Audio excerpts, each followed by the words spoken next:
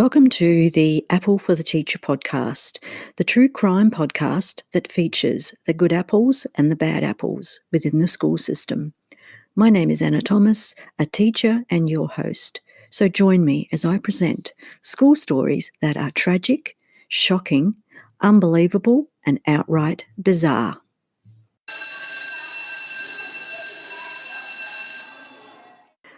Hello everyone, great to have your company.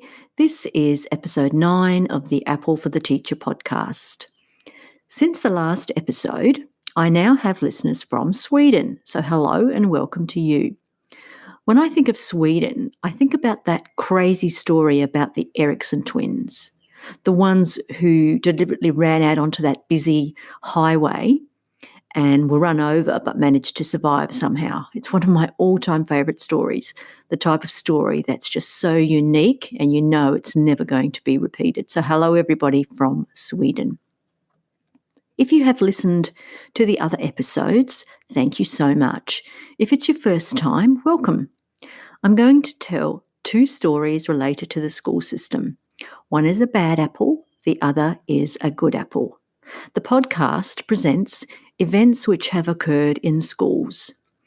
I'm a teacher myself, and since I started researching for the podcast, it has shocked me the stories that I've come across. So far, we've seen a teacher being murdered by a student, a school bus hijack, a school kidnap, bullying, a school shooting, lawsuits against schools, and teacher misconduct. However, it's not all doom and gloom. The good apple stories will be positive and show the wonderful things happening within schools. The bad apple story will come first, just like the saying, do you want the good news or the bad news first? I usually always want the bad news. So we're going to start with the bad apple, and then we're going to finish on the good apple so that we can end on a positive note.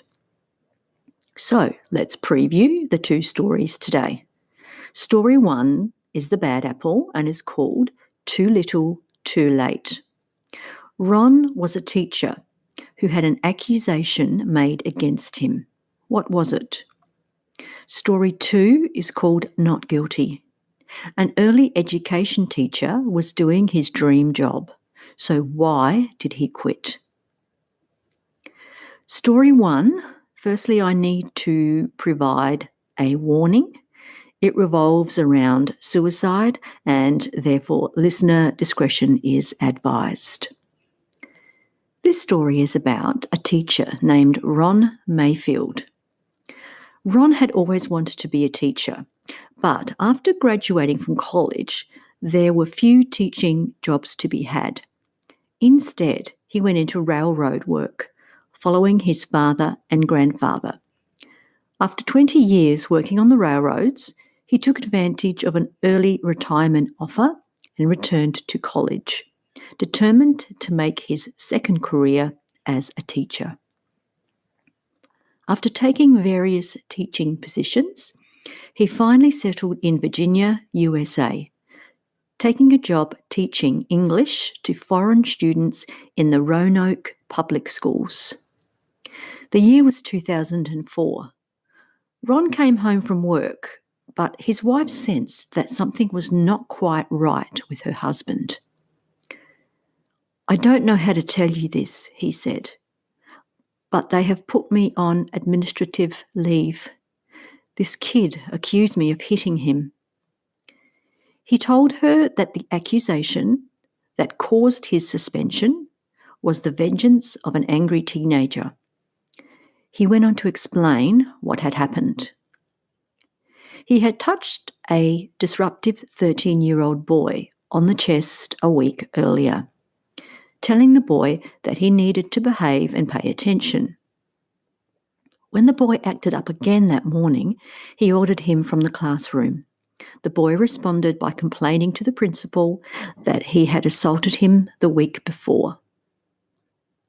The boy was the son of immigrants from India and had polio as a toddler and now used a wheelchair. Ron had been warned about the boy in the wheelchair at the start of the school year. A teacher who had the boy in her class the year before told him how he had disrupted the class many times. 10 days after the accusation, Ron said to his wife, "I'm not supposed to be here today. I thought about committing suicide today." And then he handed her a 3-page suicide letter. "Hi, honey. I am writing this to come clean with everybody. I cannot have my face on television and in the newspaper over this incident. An incident where I was attempting to teach Abdul a lesson and wake him up. I'm so tired and so nervous, almost paranoid that the police are going to be knocking on my door at any moment to arrest me." His wife cried, saying they needed to tell his parents. He hadn't told his parents anything about what had happened. And when he finally did, they were shocked. They asked why he felt the allegation was such a big deal. He replied by saying the news of what happened would bring shame to his family, and he didn't want to cause them pain. His father replied, "Ronnie, if you really think that this is going to hurt us, if you commit suicide, that is going to hurt us a lot worse." They talked some more, and a while later, Ron told them that he had changed his mind, that he was not going to kill himself. His parents made him promise that he wouldn't do anything. He added that if people found out he wanted to kill himself, then it would make him look guilty, so they all agreed never to speak about it again. While the schools and police investigated the case for more than 2 weeks, Ron became convinced that when the facts of the case were made public, he would look guilty. Initially, he had not admitted to touching the boy, and now he became worried that he would be portrayed as a monster. On October the 15th, 14 days after the allegation, Ron told his wife he had to visit a friend. "I won't be long," he said, kissing his wife. "I love you." He drove to a bridge over the Roanoke River. It had held a special place in his life growing up, and he had used a photo of the river as his computer screensaver. It was where he had fished as a boy. He made a phone call to his wife at 8:01 a.m., but did not tell her where he had gone. Then he jumped from the bridge to his death. His wife had tried to call him again, but his cell phone lay abandoned and rang again and again without answer. His body was found later that day. It was discovered that he had made a 911 call, but he didn't say a word. He left a note tucked in a Bible on the front seat of his car, which was parked in the rest area by the bridge. The note read, "I'm so sorry for what I have done, but there is no way I could carry on. Absolutely no way." The day before Ron took his life, school officials were notified by the investigators that the case would be closed because there was no evidence to prove the allegations against Ron. Tragically, Ron had not been informed that he had been cleared of any wrongdoing. One day, just one day, stood between a man living and dying. Ron also wasn't aware that the boy's parents wanted to drop the case against him. The family were from India, where teachers hit students all the time, and they didn't care if Mr. Mayfield hit the boy or not, because he probably deserved it, they said. The parents wanted to make their son apologise to the teacher and for the matter to be dropped, but no one from the school had notified them about what had happened until it was too late. A student at his funeral said this about Ron: "He taught us how to be courteous and polite like he was. I would never forget what he taught us. Thanks for being a great teacher, Mr. Mayfield." His mother said he just loved teaching. He told me he was going to teach forever. Ron's family believed his death could have been avoided had he known the status of the investigation. Following the suicide, the school district fine-tuned its policy on investigations of alleged employee misconduct. The district formed a committee to examine the district's existing policies.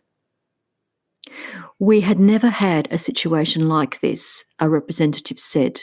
"The death of Mr. Mayfield brought it more to the forefront." The committee, which was made up of teachers, administrators, parents, and other district employees, recommended that employees who are placed on administrative leave be given an update on the investigation every 3 to 5 days. The school board approved the policy. Parents of the involved student would also be kept aware of any developments or decisions by the police department or the city's Child Protective Services Agency. The school board also adopted a policy stating that students shall not willfully or maliciously make false accusations or reports against school personnel or other students. School administrators would determine the consequences. When a teacher is falsely accused, districts need to have strong policies that there will be severe repercussions for the student, Mr. Mitchell said. "We don't want to be aggressive or hurt the student, but trifling with someone's reputation is something that should not be taken lightly." So that's the end of the story. Just tragic.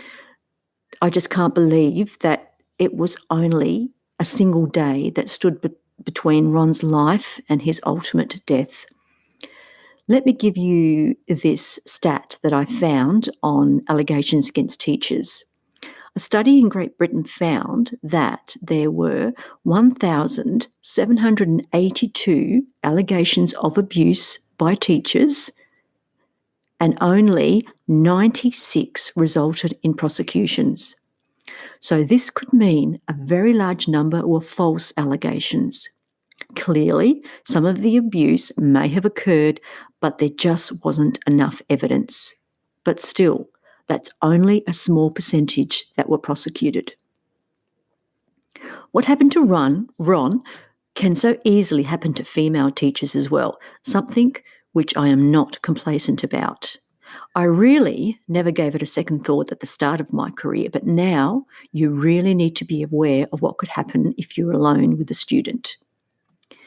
It's perhaps something that a high school teacher should have more concern about than a primary school teacher such as myself, as students these days know all too well the consequences of an abuse complaint, and they know how to game the system.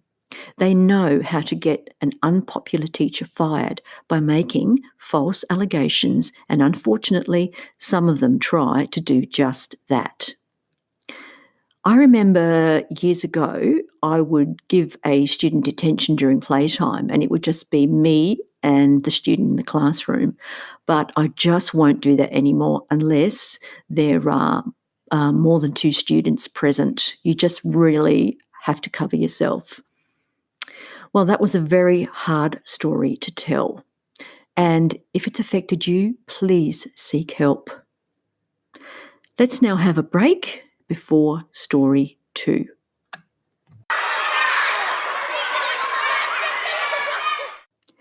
This next story is a teacher's personal account of his school experience.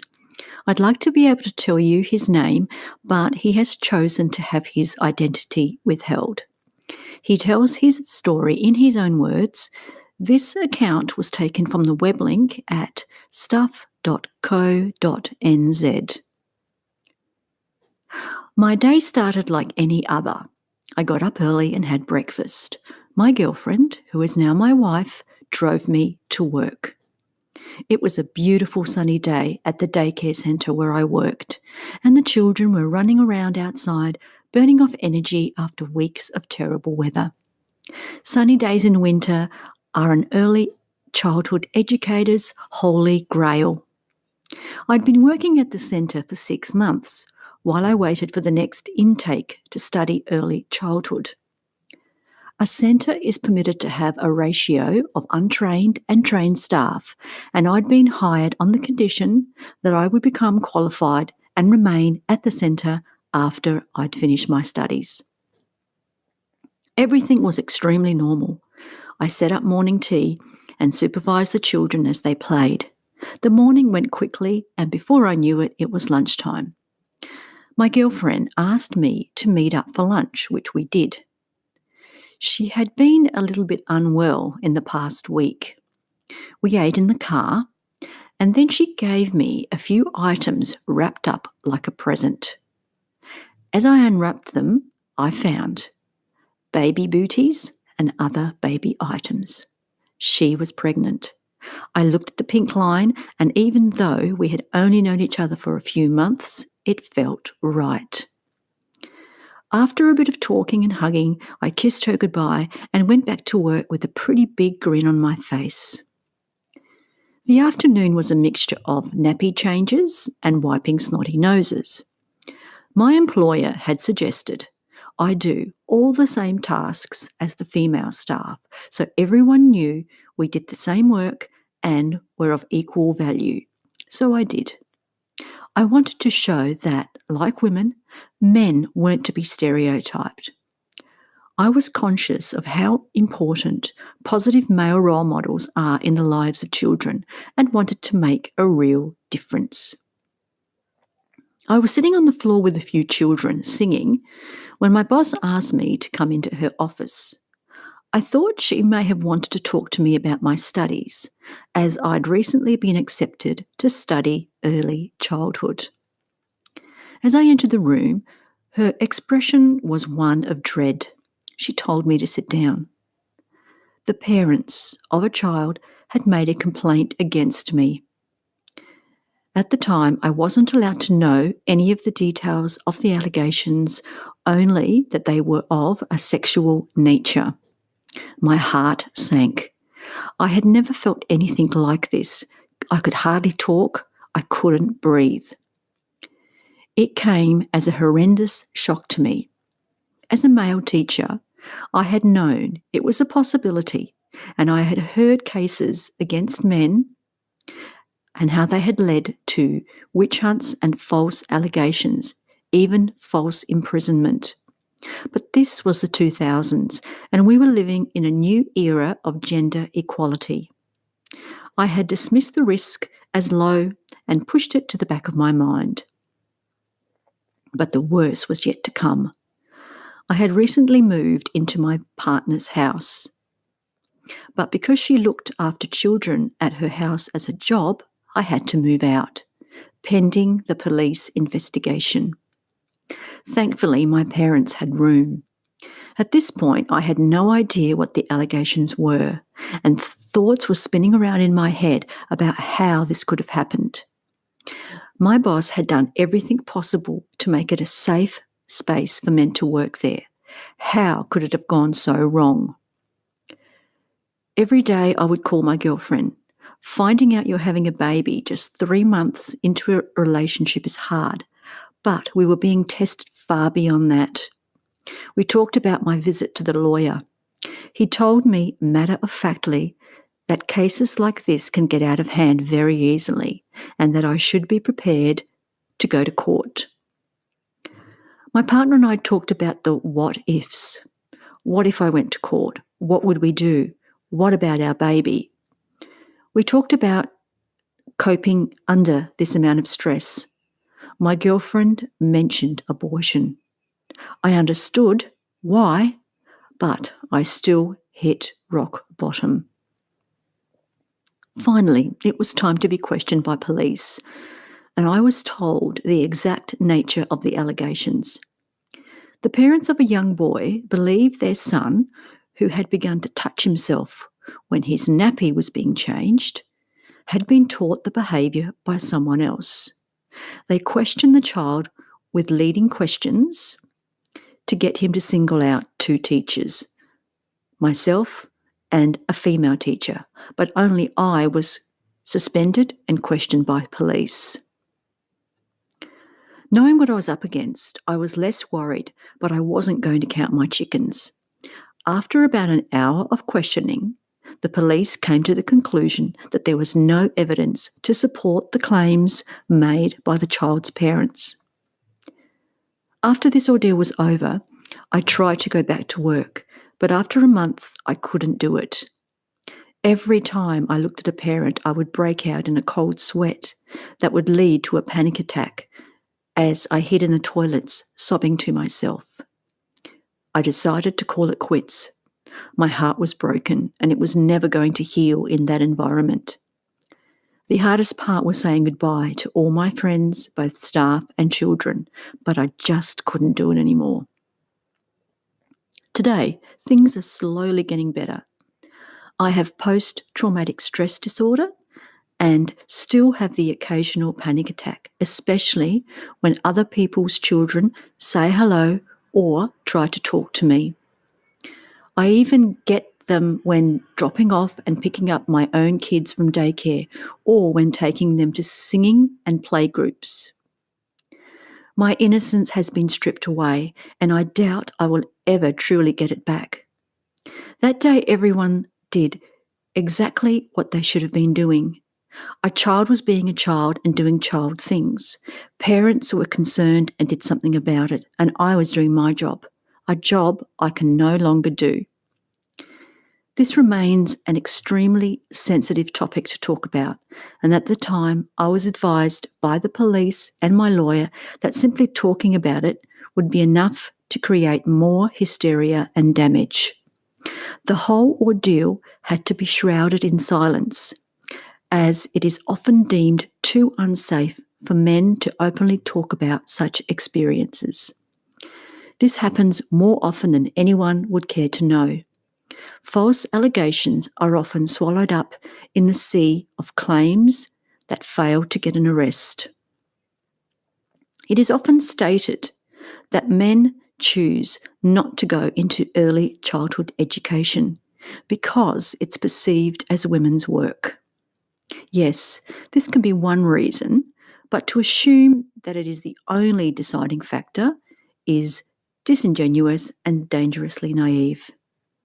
We are a very long way from creating a safe and fair workplace for men who work around children. Society is constantly branding all men by the actions of a few who do wrong. That kind of attitude comes at a cost and is hurting your grandfathers, your fathers, your brothers, and most of all, your sons. And that's the end of the teacher's story. Over the many years that I've been teaching, I've seen myself the gradual decline in male teachers. In recent years at my school, we've had a number of male teachers retiring, leaving our school now with only 2 male teachers out of a staff of about 30 teachers. So it seems young men are not choosing teaching and retiring male teachers are just not being replenished.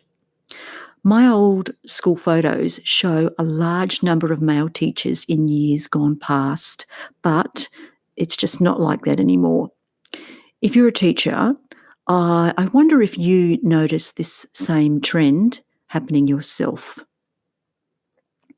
So before we come to the end of this episode, as you saw, these 2 stories, they had the common theme of allegations against teachers, which is why I decided to put them together.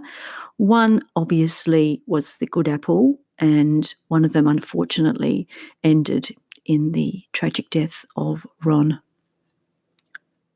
So now I'd like to give you a preview of the next episode, episode 10. I'm going to tell 3 stories, so it's a departure from what I normally do, and I'll explain about that in the next episode. The first story is called Bloodbath. Something was buried in a sand bath. What was it? Story 2, Dead and Buried. What did the excavator dig up on the school track? Story 3, 6 feet under. Vasu stole a packet of biscuits. Was his punishment justified? I would love you to join me on the Facebook page and also Instagram, where you'll find more information, photos, and videos of the stories that I present. So, to end this episode, I'm going to leave you with this quote: "Teaching kids to count is fine, but teaching them what counts is best." Bye for now, and remember to be a good apple.